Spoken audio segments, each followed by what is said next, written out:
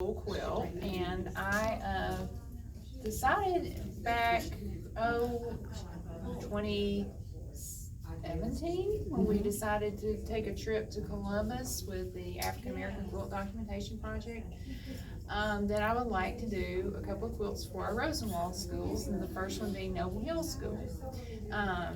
Worked with Valerie Coleman, the curator, and Louise Young Harris, president, and Marion Coleman, the past curator, and they're right here. I was, wanting to feature the quilt itself and tell a little bit about the history, kind of sum it up a little bit, and had the idea of putting it on an old-fashioned chalkboard.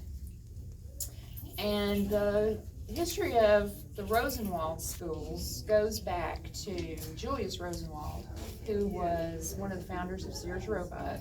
He, along with Booker T. Washington, got together and collaborated on a way to build schools for the African American children throughout the southern United States. And they built around 5,000 schools.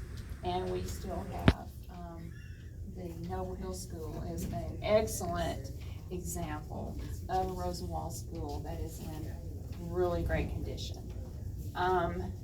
So we have pictured on the quilt Webster Wheeler, who was the general contractor. And then this is Bethel Wheeler. Bethel is his son, and Bertha, his wife. Bertha donated the land to the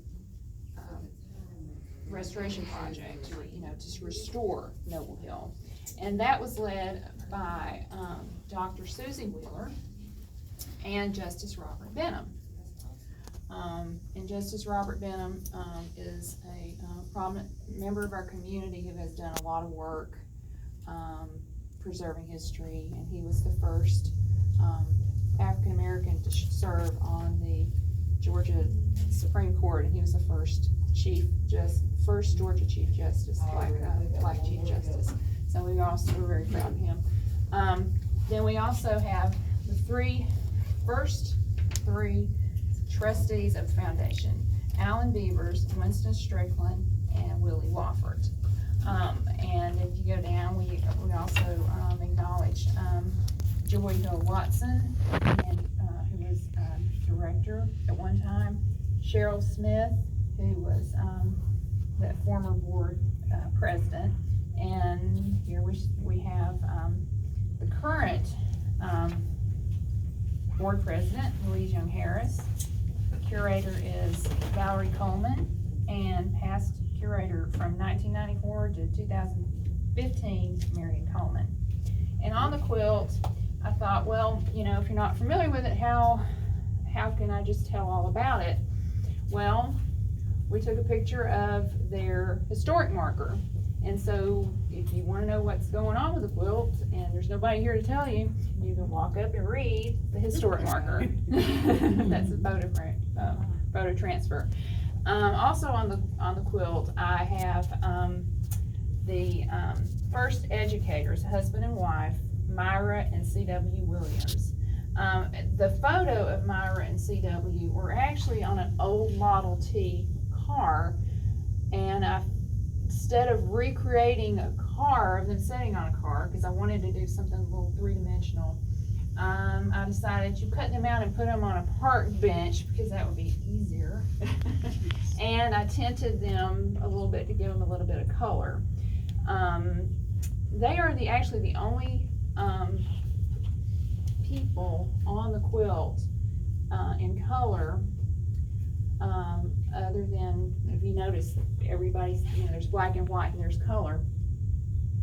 Everyone in black and white has passed, and everyone in color are still living, but they're not tinted as much. We're sort of giving them a little, you can tell that, but I want to give them a position, and I needed a little bit of dimension, a little bit of extra interest, and to pull you up to to the quilt. The school itself, I cut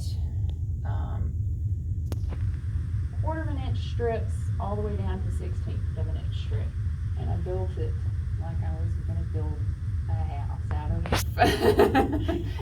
out of wood, and it is quilted, and it does give the mention. The trees are what's called confetti quilt, and thread painting. So, and it did get an honorable mention, and I'm very proud of that. So this quilt will go to Noble Hill, and it will hang. It will be hanging on a board to give it a little more smoother appearance. But I will hand this over to Noble Hill to put in the museum, and that will be around 1st of September. So, that's it. Yay! Gorgeous. Took a while.